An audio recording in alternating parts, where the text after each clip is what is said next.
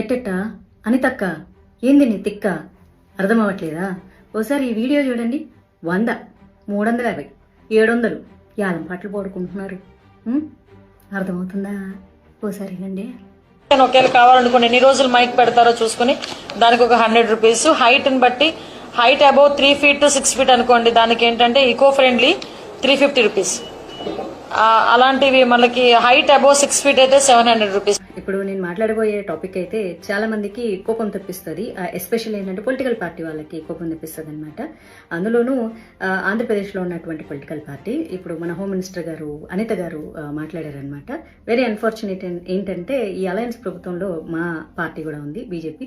అయినా సరే నేను తప్పు అని ఖండించి తీరతాను. ఎందుకంటే నాకు పార్టీ కంటే ముందు దేశం, ధర్మం, అందులోనూ నా హిందూ ధర్మం. నా తెలియగలుగుతాను, ప్రతి వాళ్ళకి హిందూ పండుగల మీద పడి ఏడవడమే తప్ప ఇంకా వేరే పని లేదా? ఏమ్మా అనిత గారు, ఏంటమ్మా పాటలు గణేష్ మండపాలలో పెడితే 100 రూపాయల, అడుగుకి 350 రూపాయల ఎకో ఫ్రెండ్లీ గణేషకి. ఓ పని చేయండి, మామూలుగా మనకి చాలా మంది చనిపోతూ ఉంటారు రోజుకి, వాళ్ళ మీద అంతో కొంత చిల్లర చల్లుతూ ఉంటారు. సో మీరు చెప్పండి, ఇది కొంచెం చిల్లర కాదు, ఇట్లా ఇంత 1 కిలోమీటర్కి అయితే 100 రూపాయలు చల్లండి, ఇట్లా 2-3 కిలోమీటర్లు అయితే 350 రూపాయలు చల్లండి, మేము ఏరుకుంటాం, వచ్చి మా స్టాఫ్ని పంపిస్తామని పెట్టండి. చాలా బాగుంటుంది. మనకి ఏదైనా కష్టం వస్తే భగవంతుడు చూసుకుంటాడంట. ఆ భగవంతుడికే ఈ రోజు కష్టం పెడుతున్నారు మీరు.